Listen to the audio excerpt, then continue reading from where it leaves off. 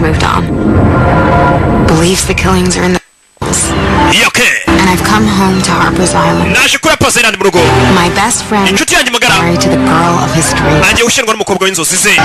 And not everything about this trip. Ibyatuze mu rugendo si uguserebura gusa. 7 years ago I left this. Imyaka 7 saravuye kuri ikirwa nyuma yuko John Wickfield yaramaze kwica abantu batandatu. My mother was one of them. Mama wanjye ari umwe muri bo. Everyone else has moved on. Abandi bose bakomeje ubuzima. Believes the killings are in the past. Bavuga kwica kwabaye nuko hahise. I can't help feel. Ariko sinzi impamvu narekera kwiyumvamo ko there's more to come. hari ubundi bwicanyi bugiye kuza. Harper's Island. Chama kuri Harper's Island. Bageze mu rusengero basanga ari bwapfiriyemo. Bajya kuyishingura. Mu rusengero rwo yabonye akantu k'agasasu kandi ka firecracker. Yibuka ko umuntu uri guturitsa firecracker ari muri umuna we ari we JD. Ndetse na kakana ka Madison. We're done. Turarangizanyije sinshaka kongera kubona. My instincts have gotten me where I am today. Marangamutima yanjye niyangesha. She's cheating on you. Umva umugore katanari kuguca inyuma. We na Richard. Everybody, I will be conducting the rehearsal and okay, ninjye ugiye kuyobora muri iyi myitozo. The unity. Twari turi. Can someone get the lights? Hagira uzimya amatara. Yagiye kuzimya amatara. Nibwo hamanutse icyuma hejuru cyagwiriye nde kuri muzehe Wellington. Abantu bakwirwa imishwaro. Muzehe icyuma kiramugwiriye. Papa w'umugeni wari ugiye gushyingira umukobwa. Bari icyuma cyaramushwanyaguje. Nakubwira none kubera ubwicanyi bw'indengakamere n'induri kwica abantu. Buri umwe yarizibye. Icyuma cyaramanutse gipasura umusaza umutwe. Umugore wabireba. Babasore bareba. Abantu bose bareba. Icyuma cyaramushwanyaguje. Buri bucyubukwe bukaba. Nakubwiye kino kirwamenye kiro dayimoni w'inyatsi. Buri bucyubukwe bukaba. Sebukwe umukobwa icyuma kiramubaze. Ngira ngo murabyumva ukuntu babibabaje. Mu rusengero bagiye kurepeta. Uyakwema ikote Richard aramupfuka abantu barekera kuri ibintu bidasanzwe bibereye aha. Nyagasani. Ibisanzwe yararebye arumirwa. Nukomeje kuvuga ati sinzi impamvu ngomeje kwimva ko arundi bwicanyi buzaba kuri ikirwa. Sheriff yarinjiye. Yari yahamagaye batari kumwitaba. Sheriff Mills. You okay? Are you hurt? Bizinesi mwana wanjye wakomeretse? Oya. Get me. What happened? Byagenze bite? Amuzazo. Byagenze bite yatangiye kumwirika. Cyuma kivuye hejuru kikubita umuntu. Wait for me outside, all right? Soko negerereza nze mwana wa. Sohoka. Sheriff arinjira. Amuzazo. Katururi. All right, listen to me, people. Mwese munyumve. Just step outside. Mwese musoke hanze. Do not leave the premises. Ariko nimurenga hano kuri urusengero mugome hanze nibarenge permit hano hanze ndaje. We have to go home. Katururi. Umukobwa biramurenze.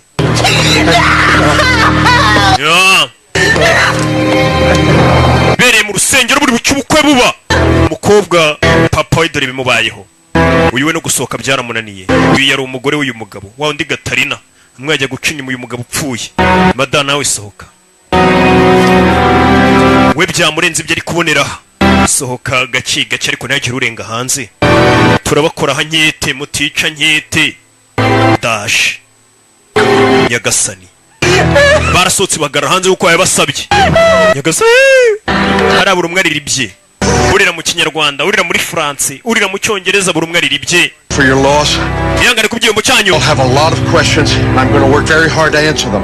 But right now I think it's very important. Haracyari ibibazo byinshi mwese mufite ariko ndaza gukora cyane kugira ngo mubisubizwe. If you will help make sure everyone gets back there and stays put, I'd appreciate it. Ntago nshaka muri mwese mwongera gutandukana mwese musubire kuri hoteli muri kurara ariko mwese muguma ahantu hamwe. I will be back there to talk to you as soon as I can. Mwese ndaza kugaruka mvugane na buri umwe muri mwe. Bose bagenda ariko baguma ahantu hamwe. Ako kanya telefone yarasonnye yandi.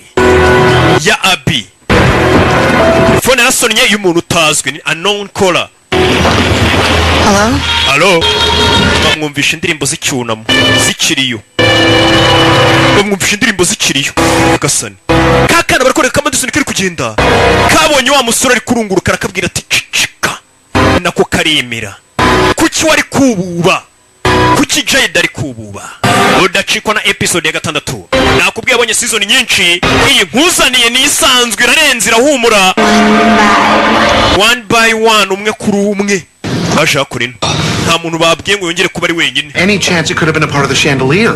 You mean like an accident? No way. Gite kandi manuka soya. Did Patricia's dad? Somebody did that on purpose.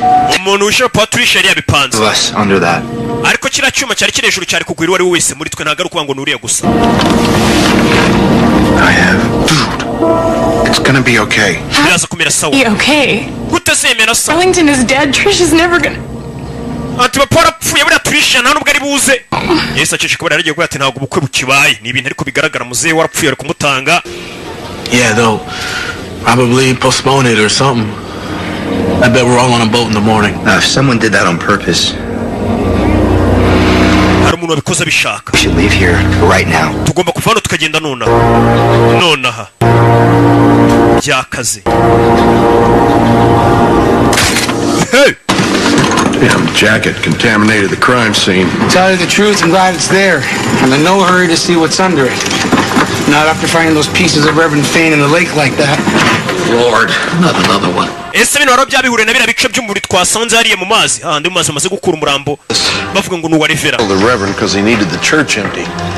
bivuze ngo umuntu impamvu yishe padiri Revera akamunaga muri ariya mazi nuko yarakenera urusengero kugira ngo rutege muno mutego uyu mutego uzica umuntu. Ninde wabikoze? gusa tubonye JD ari kububa mu gihe abandi bari kumwe ari gufatana mu mugongo baganira. Don't pretend ari kububa. recognize that weapon. It says John Wakefield written all over it. Wakefield. ibi bisa nk'aho John Wakefield wagarutse. He is doing one hell of a job imitating him. Guy knew what he was doing. Looks like he rigged the tripwire to the light switch.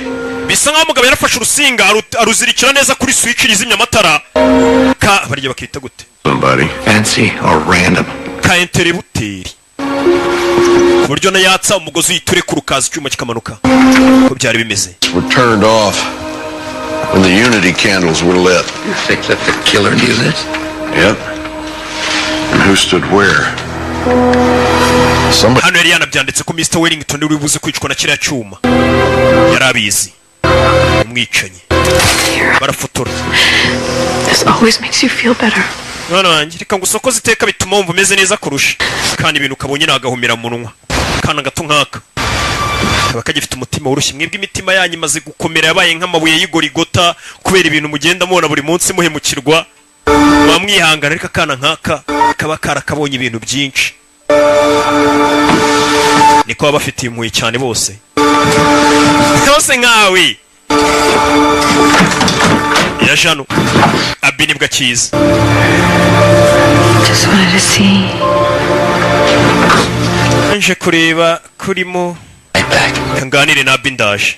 umugore asigara hano dore umugore papa warapfuye ejo yari afite ubukwe yaratumye abantu bamaze icyumweru mu muhuro buri buce ubukwe wa dore ibibaye bimeze bituye umukobwa amenya afite umudayimoni w'inyatsi.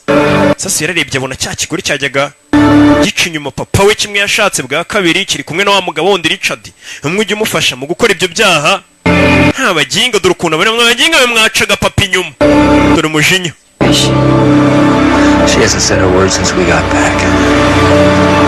I don't know what to do. sinzi icyo nakora. You don't have to do anything. nta kintu ari ngombwa wakorera umukobwa ukunda. Be there. icy'ingenzi ni ukumuba hafi. Trisha. Just everything about this day. This afternoon, uyu mugoroba before the rehearsal, JD and I got into a fight. I told him to leave.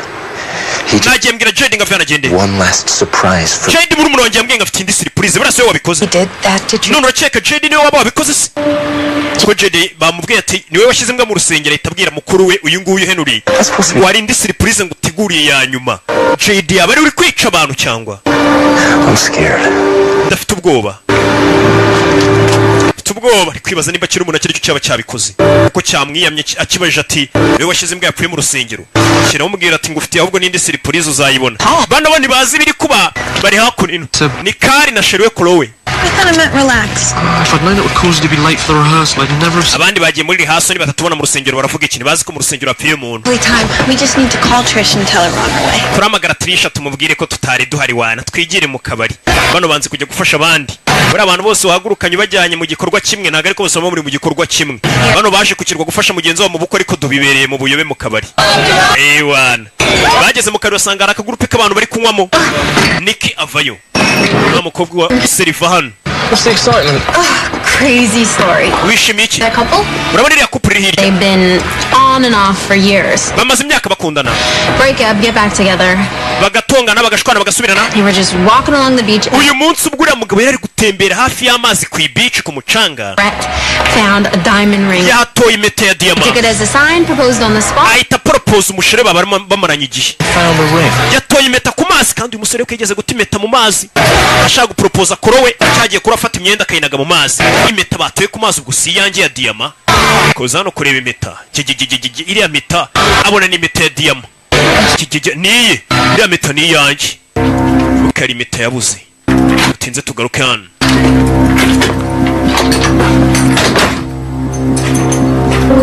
uyu kugera mu cyumba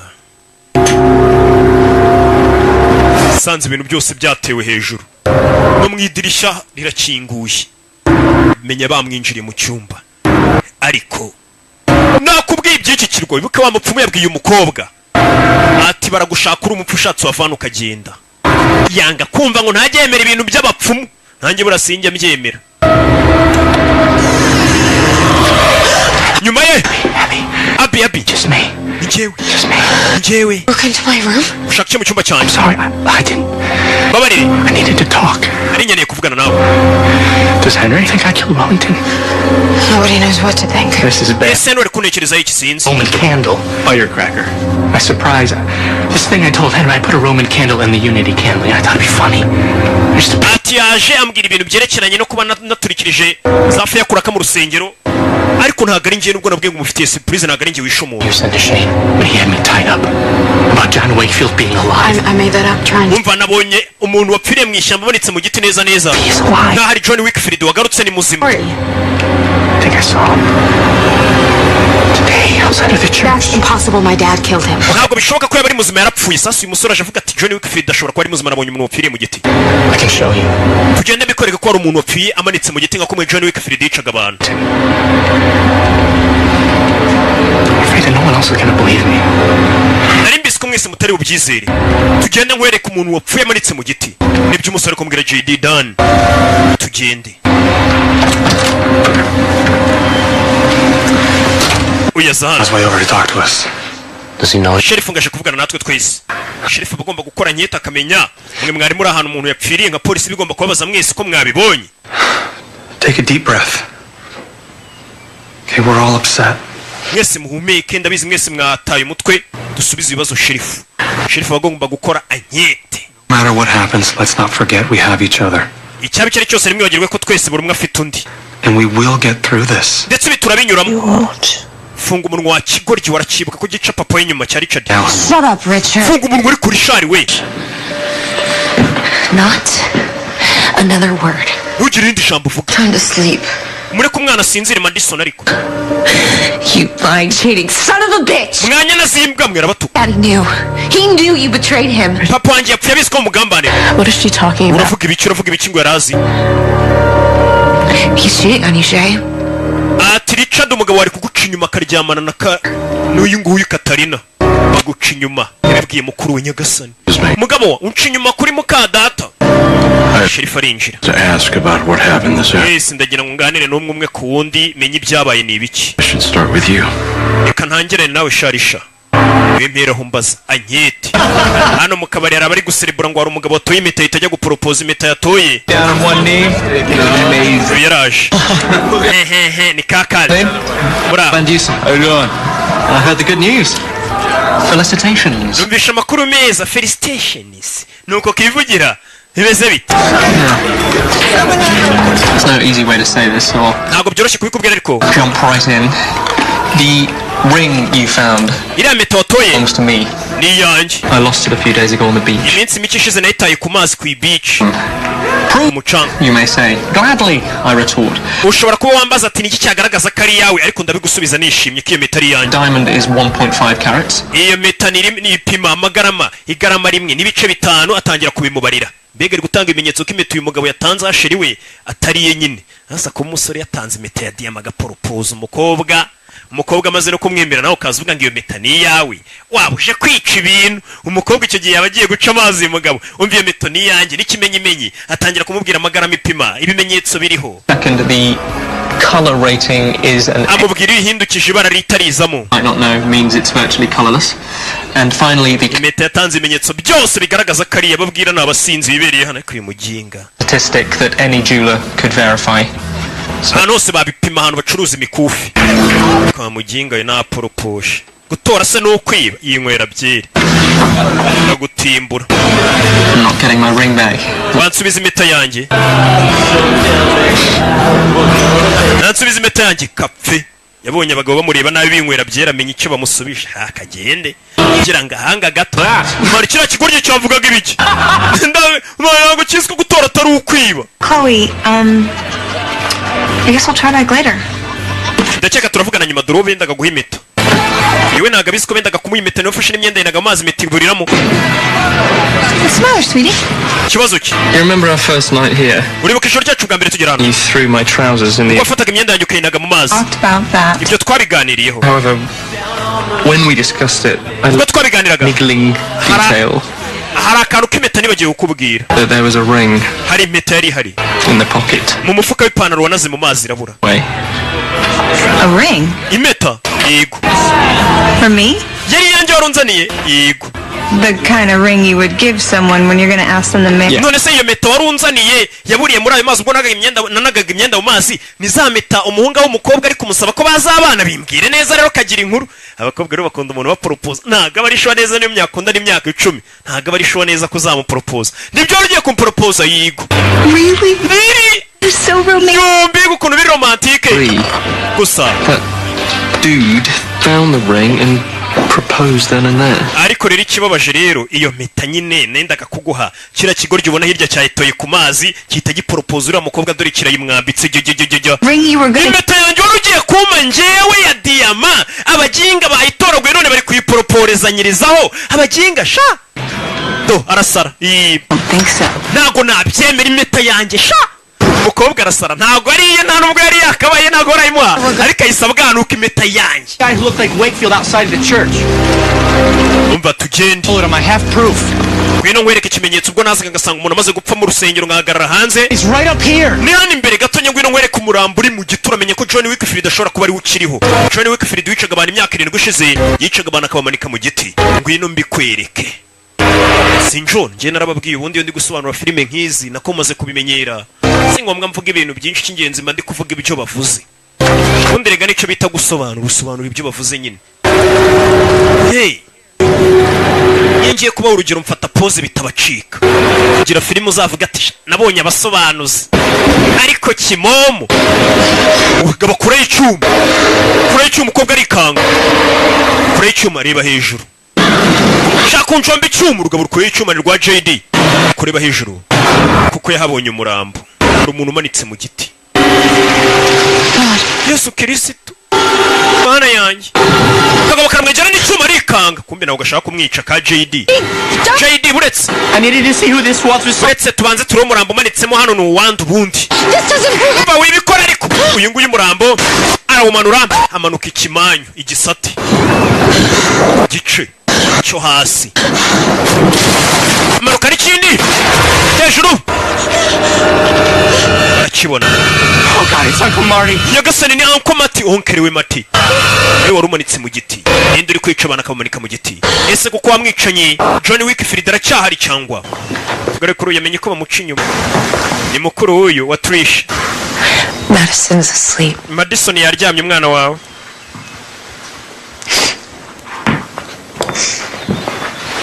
yabaye Shay, va I'm so sorry. babarire pe That is not how I wanted you to find. ntago ari ukuntu ashaka uzabimenya ko baguca inyuma n'injye ubikubwiye. urabona iyo ubwiye umuntu ati umugore waguca inyuma n'ikimenyimenya ari igihe ugera imbere ugasanga ni wowe usenya urugo byari kuruta guceceka. I mean, I actually thought that he loved me. nakekaga ko umugabo wanjye nkunda. You had no idea. we nta gitekerezo ufite. We had fun together. Great sex. It's like learning I've been married to Dr. Jekyll and Mr. Hyde. gasani ndacecetse ko yamubwisha ukuri nyine tu. Me, Daddy didn't. bavugiraho. I told Daddy this morning.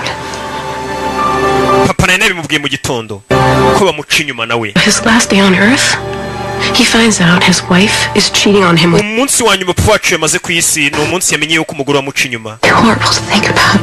Nanjye ndi kubitekereza nkumva ni ibintu bibi kuba papa wabo yapfuye umunsi yamenye yuko bamuca inyuma. Bivuze ngo papa wabo yapfanye agahiri n'agahinda. Nicyo abana bari kwibaza. Thomas Wellington was a difficult man. You worked for him, what? Nearly 13 years. Maze igihe kingana gikorana na Wellington ya mugabo wapfuye imyaka 13 yari na sebukwe. Nubwo yamucaga inyuma. Involved with Catherine Wellington. 6 weeks. Catherine Wellington maze igihe kingana kimuryamana umugore w'uriya mugabo wapfuye ibyumweru 6. Fell on her, did you? I knew what I was doing. I know it sounds awful, but it was my way of getting back at Wellington. For what? You'd have to work for him to understand. Ati gusa none nubwo naryamanaga n'umugore we ndabizi n'amakosa ariko ibyo rakuraga nari mbizi. Bwari uburyo bwiza bwo kugira ngo mbe nagarukira uriya mugabo. That's what you're yacaga inyuma. His wife feel the same way? Umugore we niko yabibonaga. Nako umugore uriya wapfuye. Yourself. We don't talk much. Njye n'umugore wanjye ntabwo tujya tubivuganaho byinshi.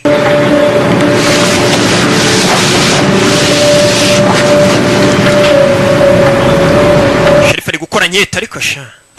Ibikijisha bakureba, yakureba no kubeshya ukabireka. Ufite na gahunda yo kubeshya.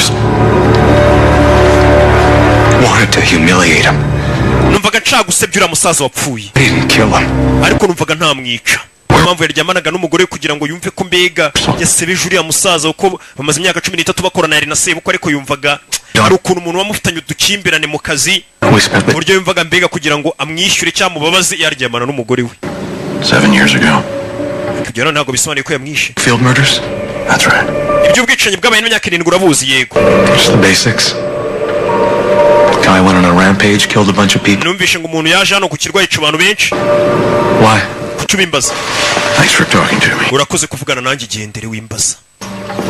Ze Sheriff Mirizi ari muri nkete. Turore. Gana na buri muntu wese wari uri hari amenye ko sasu yavuyeyo.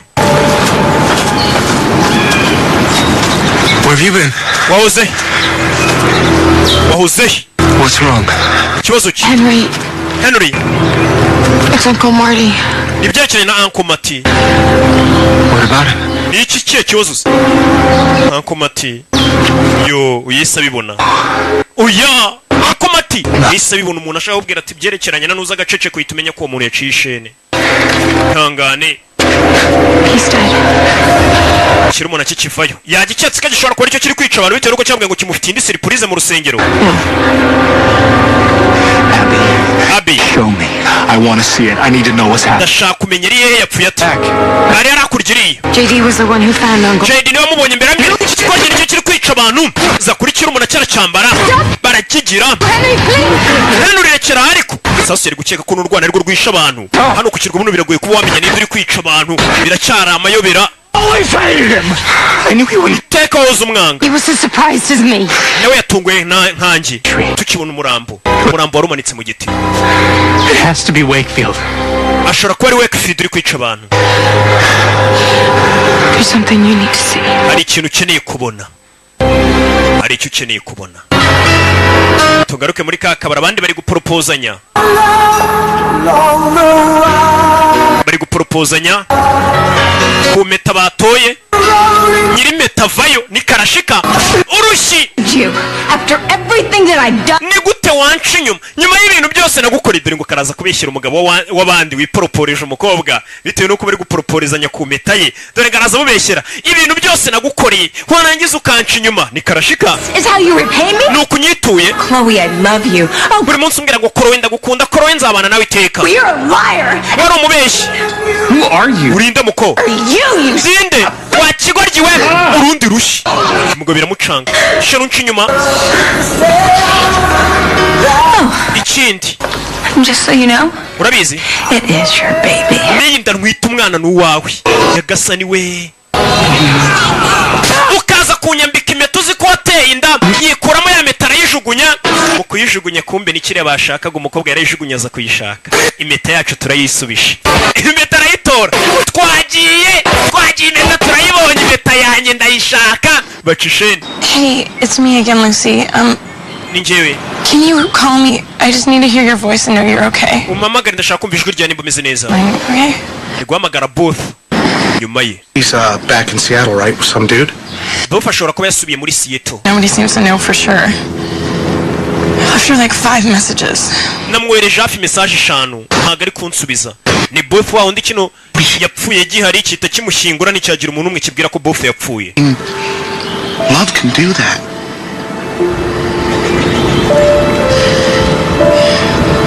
I hope so. You guys heard from Booth yet? Yeah, he had to go home. He's so lucky not to be here for this. Young guy. I hate this island.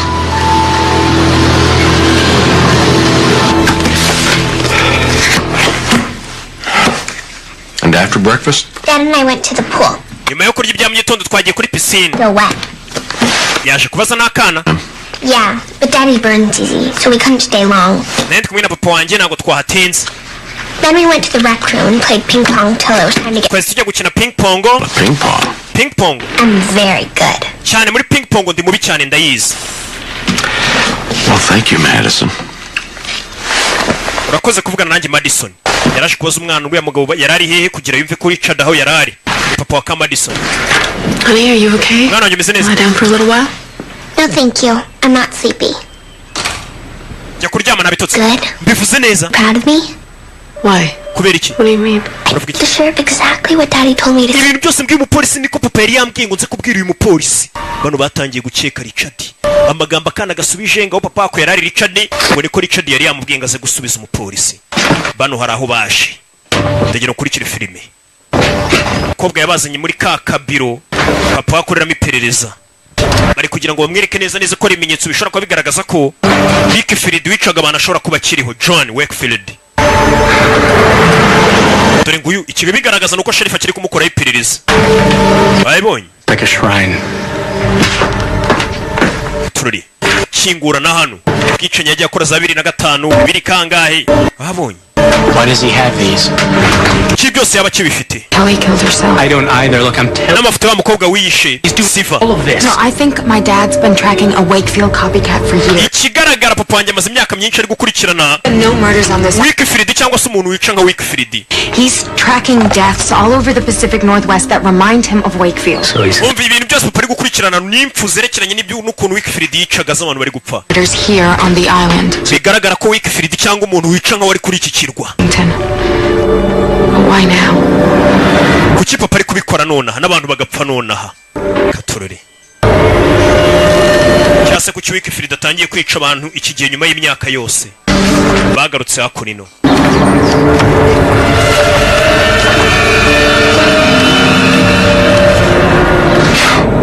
okay. That's creepy. What's he lying about? Check this out. Katorore. Hakurino amwirika amafoto.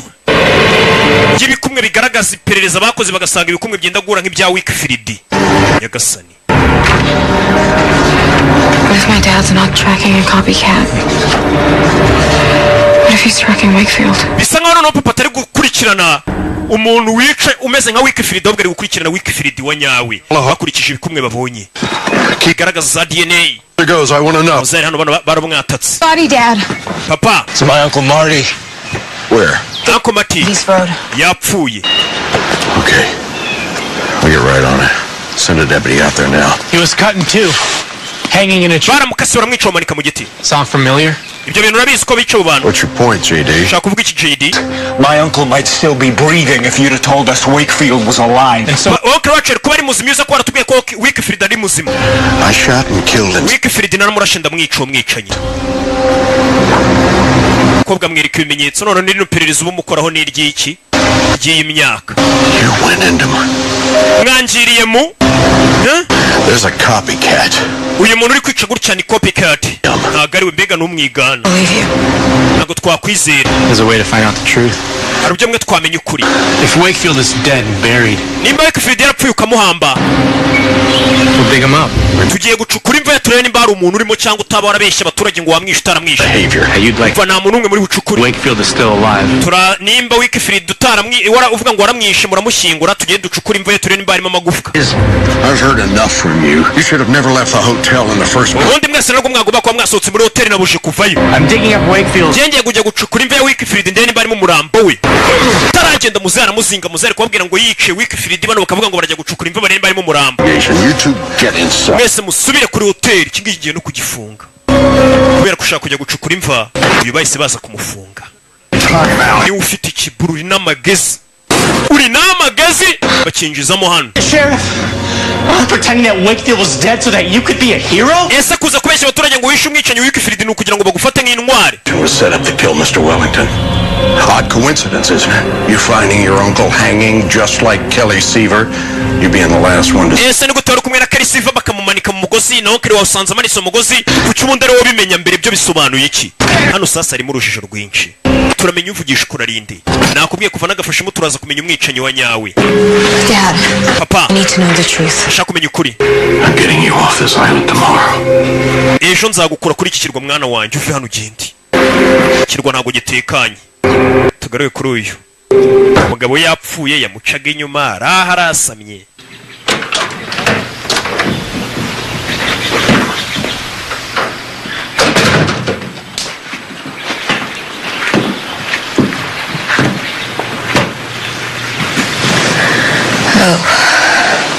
I wasn't expecting you. I saw your face. Nabonye isura yawe. After my father... Nyuma yuko papa wanjye ubwo yaramaze gupfa nyine. I could tell that you were upset. Nawe ndabizi wataye umutwe wababaye. Kuba papa yapfuye nubwo wamucaga inyuma. Uri umuntu kuba guca inyuma niba bisobanuye ko atagukunda.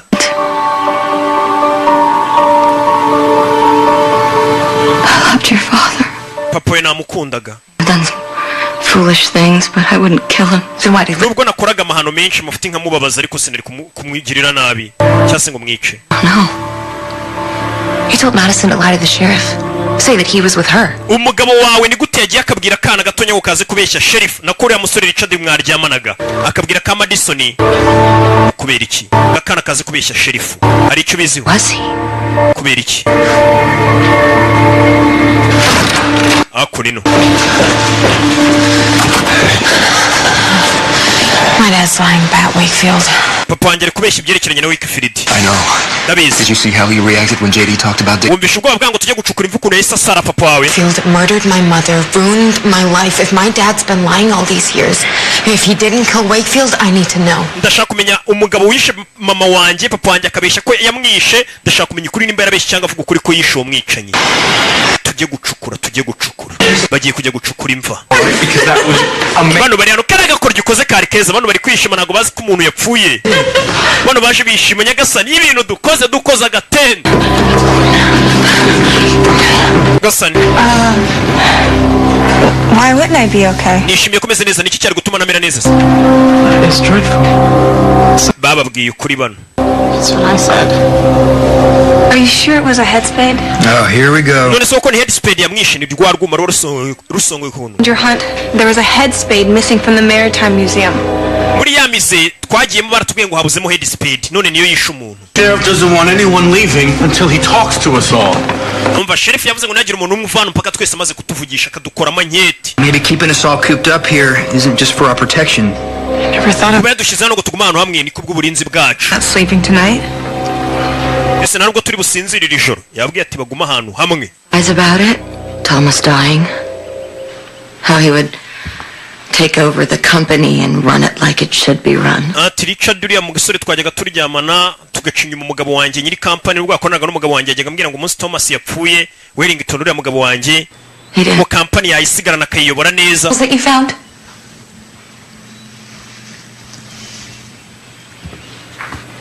Ese batangiye gukira ko Richard ashobora kuba bifitemo uruhare.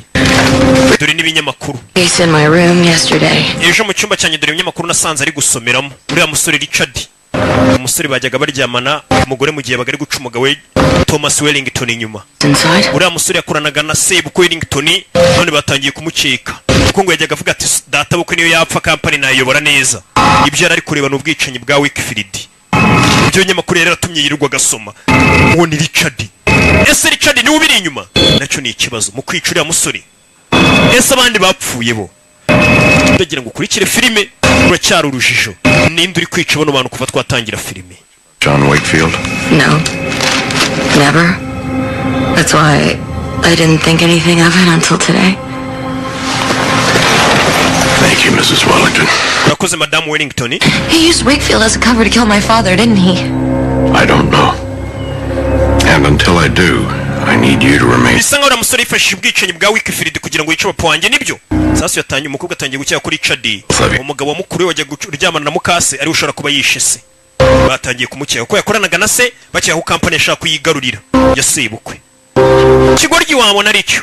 Tugaruka hano bamufungiye mu byombo byose. Bamugize ubwande bwa dabo wo kwa Jamari.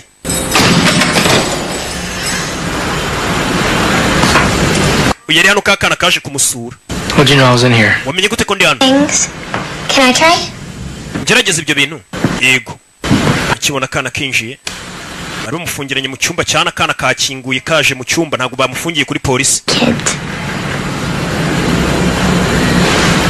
Some people think my dad killed my grandpa. Abantu batangiye gukira ko papa wanjye ari we wishe sogokuru wanjye. Ubwo papa we ni Richard. I'll see you later. Turaza kubonana nyuma wa kana we. Kana kaba kazi ibintu byinshi bari gukira ko papa wanjye ari we wishe sogokuru wanjye. Kakabivuga ubona nta kibazo kifitiye do. Abana nabakera do. Nacyo ko papa wanjye ari wishe sogokuru wanjye kibiri hano nta kibazo gafite do dore ibyishimo. Umugera abantu ubundi ni abanyamahoro. Nta n'ikibazo baba bifitiye do. Kaba kasamiye.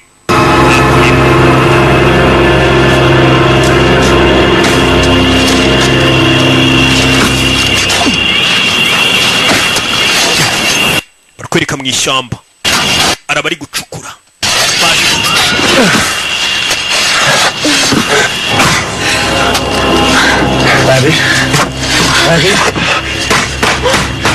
Abi bageze kumva ku isanduku wayumvishe baje gucukura igituro cya Wickfield. Bareke ko nimba papa yaravuze ngo yishe umwicanyi aramushyingura barebe nimba arimo umurambo cyangwa yarashyinguye isanduku gusa akabisha abantu ngo yishe umwicanyi kuko babonye ari ubwicanyi buri kuba bumeze neza neza nk'ubwo mugabo. Zo kura y'icyuma turareba mu isanduku nimba harashyinguye umuntu. Zano aracukura kirabo bakubita itoroshi abagwaho yabaguyeho. Expected to find JD here. Narisko JD we nsanga ari gucukura. I thought you wrote him up. Narisko amufunze. But he let him out. Yacitse. I'm sorry, Dad. Bihangane papa. But I need to know if there's a body in... Gusa ngomba kumenya hano nimba arimo umurambo. I won't stop you. Ntago ndi bubahagarika rwose nimukomeze nimurebemo ntago mbahagarika. Yishirira amatsiko. Baje gufungura barebe ko uyu musaza wo yavuga ngo yashyinguye Wickfield wamwicanyi yarashe tutana.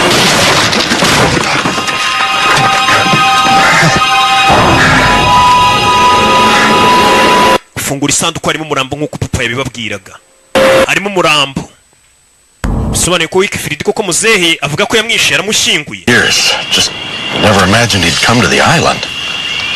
Could that be who JD saw outside the church? Maybe. Or he didn't see anybody. Ati JD ko yatubwiye ko ari umuntu yabonye hanze y'urusengero atabonye isura neza ahari wabona nta n'umuntu yabonye ari kubeshya. So he'd look innocent. I don't know. Sinzi. But whoever's committing these murders, I think they're pretending to be Wakefield. Gusa umuntu wese uri kwica bano bantu ari kwigira nk'aho ari Wickfield ari kubikora mu ishusho ya Wickfield. I'm sorry I went through your things. Bari ko narakwinjiriye mu mabanga yawe yamwinjiriye muri cya cyumba akoreramo iperereza aramwinjirira. Nta kibazo. I shouldn't have doubted you. Ntago nagomba kuba naragushidikanyijeho papa. Babarire. Barabonye ko muzehe ko aho yavuze yashyinguye mwicanyi basanzemo umurambo. After your mother died, and I know that hurt you a lot. Mama kuva yapfa nabibonye ko byakobaje cyane. It wasn't because I didn't want you there. And was because I didn't want you to see me like that. Ati impamvu wa mwana we ntashaka kuba nakwegera cyane ngo ngubwire byinshi nuko nifuza kukubona gutya. Wataye umutwe. The same way? Those things I said to you back then about your mother. I was in a moment of anger.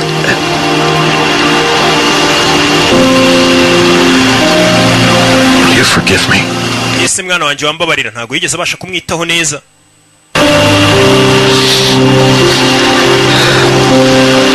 Thank you. Urakoze. Rabizi. Finish up here and then I'll get you two back to the Candlewick. And then tomorrow we'll send you all home. Umva mwese ngiye kubaherekeza muri Candlewick.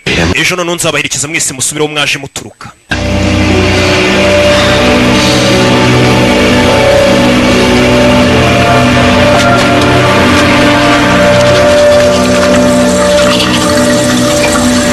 Cal, can you come in here, please? Kali, wazano, please?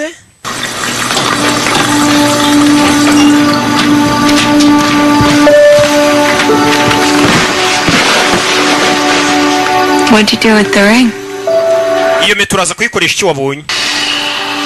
Not to worry, it's safe and sound. Meta ngiye kuyibika imeze neza nta kibazo ifite. People finding it on the beach and proposing on the spot. Abandi meta bayitoye kuri beach ku mazi bahita baproposanya none ugiye kuyibika. Mporopojeje. My dear. Mva. Dance. You want me to be more impetuous? Oh. Uragira ngo mbe umuntu utihangana. I'm sorry, I've been so critical. I think you scare me sometimes. That you care enough to think of everything. It's because I adore you. Ukunda gutekereza ku bintu byinshi kamera yigiye nuko ngukunda. Yagiye kumwimeta bitekerezaho. It's actually the one thing I hadn't thought through. I don't want to disappoint you, but I'm not going to propose to you on the same day Trish lost her father. Ati sinshaka gutengwa ariko sinagupropose ngo tuzabane mu kumunsi umubyeyi wa Trish yapfiriyeho byagaragara nabi. Of course I am. Ese uzampropose cyane. Just not today. Gusa uyu munsi sindi bugupropose kuko papa wa Trish yapfuye ariko nzagupropose. Ngiye ndabona bitinze.